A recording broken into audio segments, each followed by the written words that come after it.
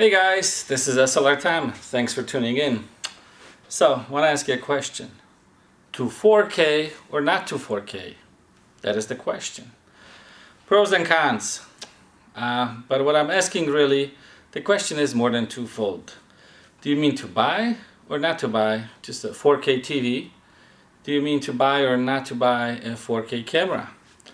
Or do you mean to edit in 4K or downsample to 1080p, as you could of course shoot in 4K, edit in 4K, but deliver for best looking 1080p or Full HD? What we're going to answer here is whether you should shoot, edit and deliver in 4K. So the answer really is it depends. It varies from project to project and it basically project dependent. Yeah, I just said that. However, if you're buying a TV, definitely go for the 4K version. In a few years, all the TVs that are available will be 4K anyway. And the price difference isn't that much anymore, as we all know. 4K, so why? 4K is 4 times the resolution of 1080p or Full HD. It offers picture quality that is simply out of this world. Like this TV you see behind me, just for a few $100, even on the cheapest TVs.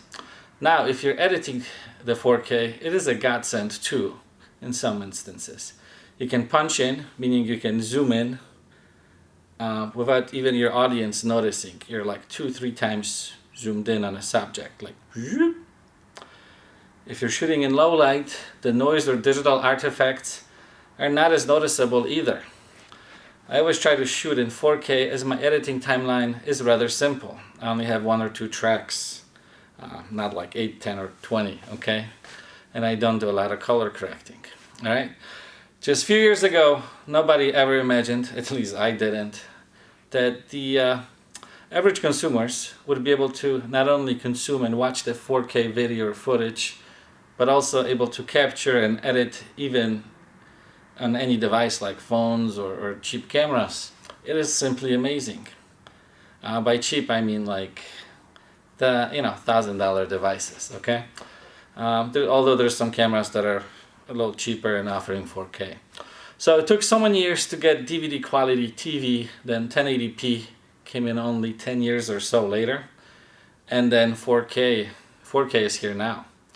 To put that into perspective, the 1080p has 6 times the resolution of DVD, which means 4K is whopping 24 times the resolution of DVD.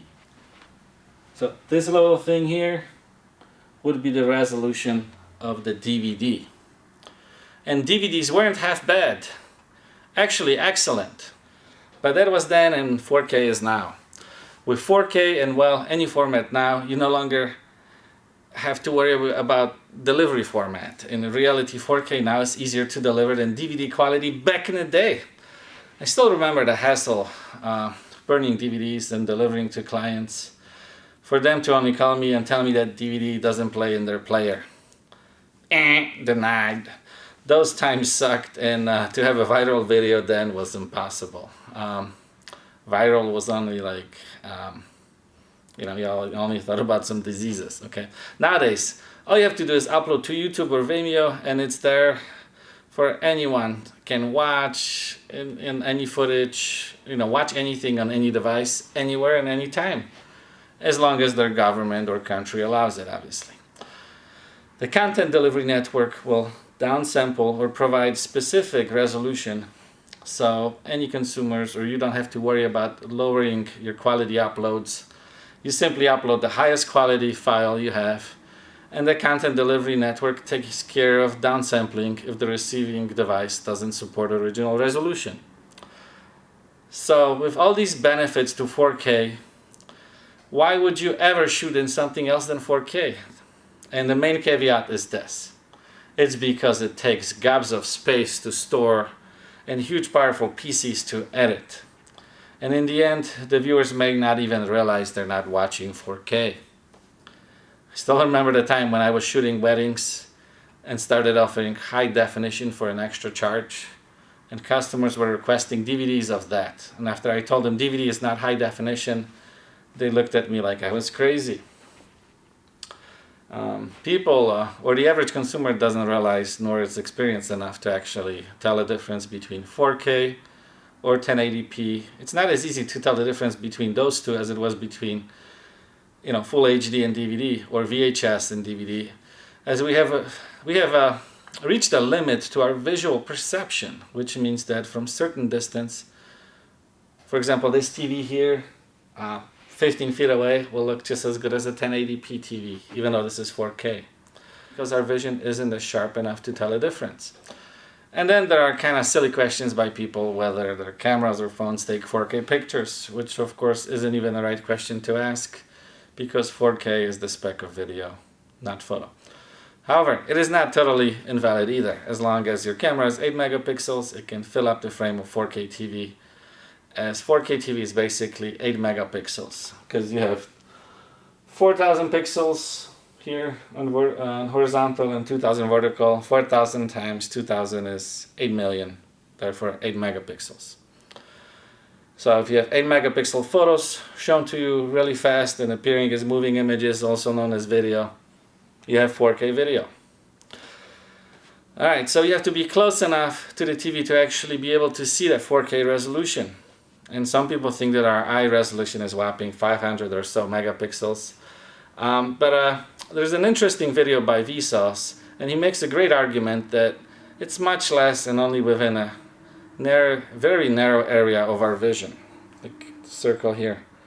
I'll put up a link down below so you can watch it right here on YouTube as well. So not only you have to be close enough to the TV, like this one, you have to have a 20/20 perfect vision, clean glasses, and if you ever wear them, obviously to appreciate the quality of 4K. Now, half the content is watched on mobile devices, and pretty much none of those have 4K resolution. So right there you would be working extra hard to supply 4K, only for half the viewers not being able to see it. This of course will improve, but with anyone want to watch those 4K videos when 8K or 12K is available years from now? So the biggest issue, however, of shooting 4K is editing and storing that type of footage. It takes up so many terabytes and CPU resources, and it's a huge challenge for anyone really, because 4K takes 4 times the hard drive space, 4 times the resolution, and needs 4 times the processing power, so everything's 4 times. And as we know, Moore's law has pretty much stopped, and CPUs are not getting that much faster anymore. Intel actually has trouble delivering their newest 10 nanometer CPUs, but that's another story. So, editing workload is a nightmare on an older computer or even newer computers. If you have simple projects with 1 or 2 tracks, it's mostly fine, but for more complicated projects, it's recommended to create proxy files, which basically means your editing application creates reference files for lower resolutions for easier editing, and then when it comes to exporting or rendering the project, the editing application uses the original files for best picture quality export, okay? This increases complexity, makes for even more storage needed on your hard drives, and I just don't really like working that way. So now you had all this problem editing and storing the original 4K files. Think about backing up those files. That's gonna take a lot longer, require more storage and more bandwidth. So there's additional con, is slow motion. And that is a big one for some. There aren't any reasonable options to shoot more than 60 frames per second in 4K. If you want to do more than 60 frames per second, you have to settle for less than 4K. There are many 120 or 180 frames per second options, like the smartphones and reasonably affordable cameras. They can shoot high frame rate, but only in beautiful full HD. Okay, so to summarize, in 2018, buy 4K TVs as long as you can afford it. The bigger the better, of course. Shooting videos, 1080p may be enough if you don't have the best hardware and money for storage. Look for like Peter McKinnon, for example. He has 2 million followers in like a year on YouTube, and he only shoots 1080p or delivers in 1080p. I don't really know. So content is king, and it always has been. Shoot and mix 1080p with 4K now and don't really worry about it much. Have not had one person complain. So what you're waiting on? Go out there and shoot something. So that's it. I wish you all the best. Thanks for watching this video. If you liked it, subscribe, comment, and share. Peace.